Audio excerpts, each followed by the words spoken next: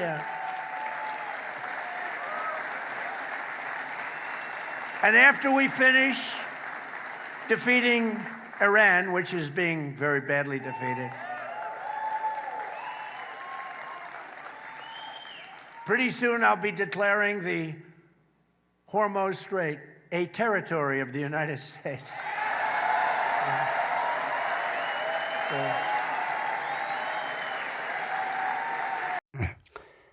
የአሜሪካው ፕሬዝዳንት ዶናልድ ጄ ትራምፕ በኒውዮርክ በአንድ የፖሊስ ማሰልጠኛ ተቋም በርካታ የአሜሪካ ወታደሮች እንዲሁም የአሜሪካ ሕዝብ በነቂስ ከዳር ዳር ወጥቶ በተገኘበት ለኢራን ታላቅ መርዶ ነገራት። ኢራን መርዶዋን ሰማች፣ ጉዷን ሰማች። ከዚህ በኋላ ኢራን ሙታለች፣ ተሸንፋለች፣ እንቀብራታለን። የሄርሙዝ ሰርጥ የአሜሪካ ሉዓላዊ ግዛት አካል እንዲሆን አውጃለሁ ሲሉ ተደመጡ። ዓለም በሙሉ ከጫፍ ጫፍ በሁኔታው ተነጋገረበትም። ኢራኖች እንደዚህ አይነት ውርዴት እንደዚህ አይነት መርዶ ሰምተው ያውቁም ተባለ። ወታደሩ፣ ፖሊሱ፣ ህፃን አዋቂው ጠቅላላ በጭብጨባ አካባቢውን ቀወጠው። ፕሬዝዳንቱ ከጅምሩ እስከ መጨረሻው ድረስ በጭብጨባ ታጀቡ። እንደዚህ አይነት ድጋፍ ፕሬዝዳንት ዶናልድ ጄ ትራምፕ በየትኛውም አካባቢ ሲንቀሳቀሱ አግኝተው አያውቁም። የፕሬዝዳንቱን ንግግር ቃል በቃል ሳንጨምር ሳንቀንስ ከራሱ ከፕሬዝዳንቱ አንደበት ነው የምናስደምጣችሁ። የሱን ንግግር ካዳመጣችሁ በኋላ ደግሞ ትርጉሙን ሁሉ በቀጥታ በአማርኛ እናቀርበዋለን። ሰናይ ቆይታ። ቻናሉን ሰብስክራይብ አድርጉት። በቀጥታ ወደ ፕሮግራሙ አልፈናል።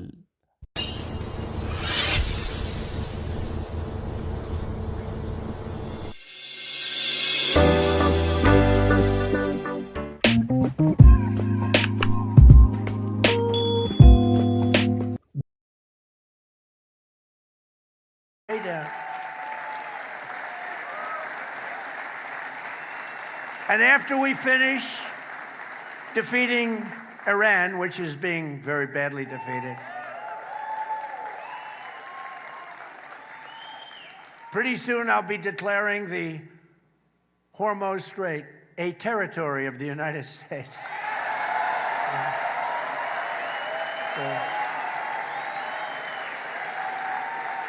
Essentially, that's what it is. We have the blockade.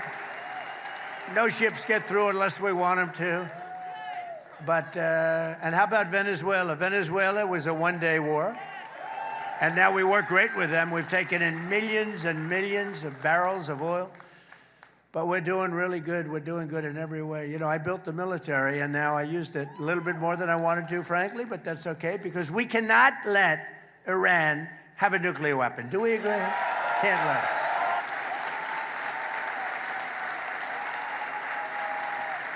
So most things are down. And I had, you know, before I started that, I had to make a journey. I said to my guys, I said to Howard, Scott, Marco, they're all fantastic. What a great group we have. But I said, fellas, we had just had the best month anyone's ever had as president. The numbers had just come out. I just got back. I was in Iowa helping some people. And I was in office. And we're looking at the pump. And it's $1.95 a gallon, and another one was $1.85. I said $1.85 a gallon, and I meet them the following day. I said, I have bad news for you guys. We have to make a little journey to the Middle East because we have to put out a potential disaster, a potential very big fire like you've never seen. We can't let Iran keep going. They would have had a nuclear. If we didn't hit the B-2 bombers, if we didn't hit them, you would have had a nuclear weapon. And it would have been a very sad day for this country and for the entire world. So I said, we're going to have to put out the fire in the Middle East, and we've done that. They're never going to have a nuclear weapon. We have loaded up. So I just say this. So for you to pay a tiny little bit more for your gasoline, just remember, you're doing it so that a very evil country cannot have a country. Really, it's the number one state sponsor of terror in the world. We don't want to have them have a nuclear weapon. So remember that when you have to pay a little bit more, you're at $4. It's okay. I mean, it's I'll never apologize. I did the right thing.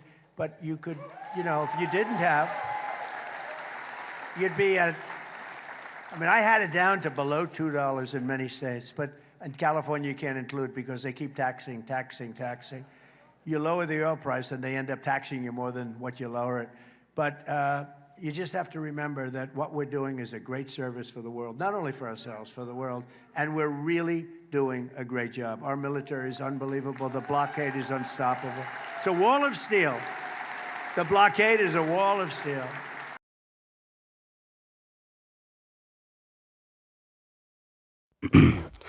እንግዲህ የተከበራችሁ አድማጭ ተመልካቾቻችን የፕሬዝዳንቱን ንግግር እንደሰማችሁት እንዳዳመጣችሁት እንዲህ ነበር። በርካታ አሜሪካውያን ተገኝተዋል።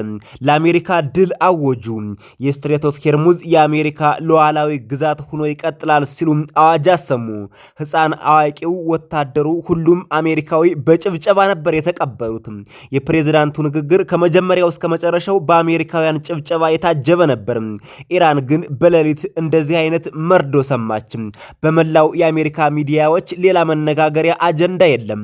ዓለም አቀፍ ሚዲያዎች ይህን እየዘገቡት ይገኛሉ። ሁኔታው እጅግ አነጋጋሪ ነው። አንዲት ሀገር በጣም ከሩቅ ተነስታ የሌላን አካባቢ ሉዓላዊ ግዛቴ አድርጌዋለሁ ብላ ስታውጅ፣ ቬንዙዌላን እንደዚሁም እንደ ሉዓላዊ ግዛት ከመቁጠር የማይተናነስ ነገር ነው ፕሬዝዳንቱ የተናገሩት። ነዳጁን አፍሰነዋል አሉ። የፕሬዝዳንቱ ንግግር ደግሞ የአማርኛ ትርጉሙን ሙሉውን ላነብላችሁ ነው። ኢራንን አሸንፈን ስንጨርስ እጅግ በጣም እየተሸነፈችና እየሞተች እየተንኮታኮተች ስለሆነ ብዙም ሳንቆይ የሄርሙዝ ወሽመጥን የስትሬት ኦፍ ሄርሙዝን የአሜሪካ ሉዓላዊ ግዛት አድርጌ አውጃለሁ። በመሰረቱ ያው እሱ ነው። እኛ ከባድ የባህር ላይ እገዳ መጣል የሚያስችል የባህር ላይ ዝግጅትና ኃይል አለን። እኛ ካልፈቀድን በቀር ያለኛ ፍቃድ በቀር ምንም አይነት መርከብ በዚህ በር ማለፍ አይችልም። ቬንዙዌላን ስናስብ ቬንዙዌላ የአንድ ቀን ጦርነት ነበረች እና አሁን ከነሱ ጋር በታላቅና በጥሩ ሁኔታ እየሰራን ነው። በሚሊዮኖች የሚቆጠር በርሜል ነዳጅ አፍሰናል። ነዳጁን አፍሰነዋል። በእውነት በጥሩ ሁኔታ እየሰራን ነው። በሁሉም መልኩ እየሰራን ነው። የማይናወጥ ሰራዊቱን ገነባው እና አሁን ካቀድኩት በላይ ተጠቀምኩበት። በእውነቱ የማይናወጥ ሰራዊት ገንብቻለሁ። ኢራን የኒውክሌር መሳሪያ እንዲኖራት ልፈቅድላት አልችልም። እንስማማለን አይደል? በዚህ ተስማማላችሁ? ሊኖራት አይገባም። ስለዚህ አብዛኛዎቹ ነገሮች ቀንሰዋል። እናም እኔ እኮ ያንን ከመጀመሪያ በፊት ጉዞ ማድረግ ነበረብኝ። ለወንዶቹ ለጀግኖቹ ነገርኳቸው። ለሃዋርድ ነገርኩት፣ ለስኮት ነገርኩት፣ ለማርኮ ተናገርኩ። እነዚህ ሰዎች እንግዲህ እነ ቤሰንት ስኮት፣ እነ ማርኮ የመሳሰሉ ሰዎች እነዚህም የአሜሪካ ቁልፍ ሰዎች መሆናቸው ነው። ሁሉም ድንቅ ሰዎች ናቸው። ምን ያህል ድንቅ ቡድን አለን። ነገር ግን ወንዶች ሆይ ያልኳቸው እንደ ፕሬዝዳንት ማንም ሰው አግኝቶም ከነበረው እጅግ የተሻለውን ወር አሳልፈን ነበር አልኳቸው። ቢሮ ውስጥ ሁኜ ስለ ነዳጅ ዋጋ እያየው ነበር። እናም አንድ ጋሎን በ1.95 ዶላር እየሸጥን ነው። ሌላ ቦታ ደግሞ በ1.85 ዶላር ጋሎን 1.85 ዶላር አልኩኝ። እናም በሚቀጥለው ቀን አገኘዋቸው። ለናንተ መጥፎ ዜና አለኝ አልኳቸው።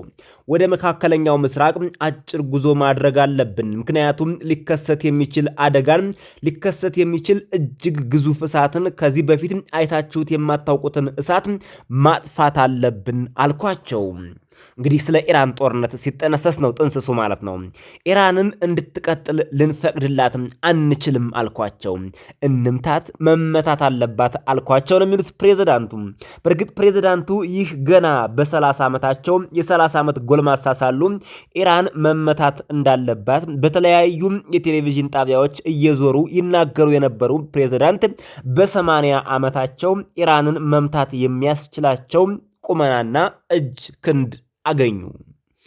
ቢቱ ቦምብ አውጪዎችን ባንጠቀም ኑሮ ባንመታቸው ኑሮ የኒውክሌር መሳሪያ ይኖራት ነበር። እናም ለዚህ ሀገርና ለጠቅላላው ዓለም በጣም አሳዛኝ ውድቀት ይፈጸም ነበር አሉ ፕሬዝዳንቱ። ኢራን ዓለምን ታጠፋ ነበር።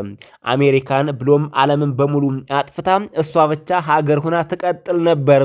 ይሄ ነበር የኢራን እቅድ። በጣም ኢቪል ናቸው ኢራኖች፣ ኢቪል የሆነች እንዲሁም መንግስታዊ የሆነ ሽብር የምትፈጽም በመንግስት ደረጃ ሽብርተኞችን የምትደግፍ አገር ኢራን ብቻ ናት። በጭራሽ የኒውክሌር መሳሪያ ሊኖራቸው አይገባም። ያጠፉናል። እኛም ብቻ ሳይሆን ዓለምን ታጠፋለች ኢራን። ዓለምን በሙሉ አጥፍታም ወዳጆቿን ብቻ ትታ እሷ የዓለም ንጉሥ መሆን ነው የምትፈልገው ይላሉ ፕሬዝዳንቱ። እኛ ታጥቀናል፣ በጣም ታጥቀናል። ስለዚህ ይህንን ብቻ እላለሁ። ስለዚህ ለነዳጅ ትንሽ ተጨማሪ ክፍያ ብትከፍሉም ብቻ አስታውሱ፣ እያደረግኩት ያለሁት በጣም ክፉ ሀገር፣ አንዲት ሀገር በእውነቱ እሷ በዓለም ላይ ቁጥር አንድ መንግስታዊ የሽብር ድጋፍ ሰጭ እሷ ኢራን ናትም። እሷን ማፈራረስ ነው። የኒውክሌር መሳሪያ እንዲኖራቸው አንፈልግም። ስለዚህ ያንን አስታውሱ። ትንሽ ተጨማሪ ክፍያ በነዳጅ ላይ መክፈል ይኖርባችኋል። $4 እሱ ችግር የለውም። ማለትም ስለሱ እኔ በጭራሽ ይቅርታ አልጠይቅም። ትክክለኛውን ነገር ነው ያደረግኩት፣ ምንም አላጠፋውም። ነገር ግን እኛ እያደረግን ያለነው ነገር ዓለም ታላቅ አገልግሎት መሆኑን ማስታወስ አለበትም። አሜሪካ የከፈለችውን ዋጋ ዓለም ሊያስታውስልኝ ይገባል። ታላቅ አገልግሎት ለዓለም አበርክተናል፣ ለራሳችን ብቻ ሳይሆን ለዓለም ጭምር እና በእውነት ታላቅ ስራ እየሰራን ነው። ወታደሮቻችን ማመን ከምንችለው በላይ ጀግና ናቸው። የሄርሙዝ ማገጃ ሊቆም የማይችል ነው። የብረት ግድግዳ ነው። ማገጃው የብረት ግድግዳ ነው ይላሉ የአሜሪካው ፕሬዝዳንት ዶናልድ ጄ ትራምፕ። እየሆነ ያለው ይህ ነው። አሜሪካ በቀጥታ ኢራንን በዚህ ደረጃ ካንኮታኮተቻት በኋላ የስትሬት ኦፍ ሄርሙዝን ሙሉ በሙሉ በቁጥጥሯ ስር አድርጋ የግዛቷ አካል ለማድረግ ፕሬዝዳንቱ አውጀዋል። ኢራን ይሄን መርዶና ጉድ የሰማቸው በሌሊት ነበር። ኢራንስ ምን አስባ ይሆን? እውነት ፕሬዝዳንት ዶናልድ ጄ ትራምፕ እንደሚሉት ተንኮታኩታ ወድቃ ልትቀበር ይሆን? ልትፈራርስ ይሆን? ስትሬት ኦፍ ሄርሙዝን ለአሜሪካ አሳልፋ ትሰጥ ይሆን? ወደፊት የሚታይ ይሆናል። በእርግጥ የኢራን አሰላለፍ ለዓለም እጅግ በጣም አደገኛ ነበር። በጣም ከባድ ነበር። ኢራን ዓለምን በአንድ ጊዜ ማጥፋት የሚችል ኒውክሌር ሰርታ ከጫፍ ደርሳ ነበር። በአሜሪካ መሬት ሰርሳሪና ሰንጥቆ ገቢ የአውሮፕላን ጀት ደብዳቤዎች ተመታም የኒውክሌር ፕሮግራሟ እንዳልነበረ ሆኖባታል። ከዚህ በኋላ እንደገና ለመገንባት በርካታ ዓመታት ያስፈልጓታል። የኒውክሌር ጠበብቶቿ ይሄን ፕሮግራም የሚያንቀሳቅሱት እንቁ ጠበብት ሊቃውንቶቿ በአሜሪካና በእስራኤል የአየር ጥምር ኃይል ተመተውባታል። አሁን ኢራን መንግስት እንኳን በቅጡ አላት ለማለት ያስቸግራል። የኢራኑ ፕሬዝዳንት በአንድ ወቅት በቅርቡ በሚዲያ ወጥቶ የኢራኑን ሱፕሪም ሊደር አዲሱን የአያቶላሁ አሊ ካሚኒ ልጅ ማለት ነው ለማግኘትና መልእክት ለማስተላለፍ እጅግ ከባድና አዳጋች ሆኖብኛል ሲል ተደመጠ። ይህ ምን ማለት ነው? አዲሱ የአያቶላሁ አሊ ካሚኒ ልጅ ሙጃታቢ ካሚኒ ምናልባት በከፍተኛ ጉዳት ውስጥ ነው ማለት ነው። አለያም ደግሞ በአሜሪካና በእስራኤል የአየር ጥቃት ይደርስበታል ተብሎ በሚስጥራዊ ቦታ ተቀምጧል ማለት ነው። እንዲሁ ነው አገር ማስተዳደር አለ እንዴ? የእስራኤሉ ጠቅላይ ሚኒስትር ቤንጃሚን ኔታንያሁ በአደባባይ እንደፈለገ መግለጫ ይሰጣል። ቢፈልግ አሜሪካ ይሄዳል። በፈለገበት ሰዓትና ጊዜ ማየት ይቻላል። ህዝቡን ሲያስተዳድርም ይታያል። የአሜሪካው ፕሬዝዳንት ዶናልድ ጄ ትራምፕ ቢፈልግ ቱርክ ድረስ የፈለገው ዓለም ድረስ መንቀሳቀስ ይችላል። ምንም እንኳን በሚስጥርና የኢራንን ስጋት ባከሸፈ መልኩ ቢሆንም እንኳን ነገር ግን የኢራኑ መሪ ታይቶ አይታወቅም። በድብቅ ተሰውሮ እንዲህ ብሎ አገር ማስተዳደር አለ ወይ ሲሉ በርካቶች ይጠይቃሉ። ወደፊት ሁሉንም የምናየው ይሆናል። የተከበራችሁ አድማጭ ተመልካቾቻችን ለዛሬ ለናንተ ያዘጋጀንላችሁ ዜናና መረጃ በዚህ ተጠናቀቀ።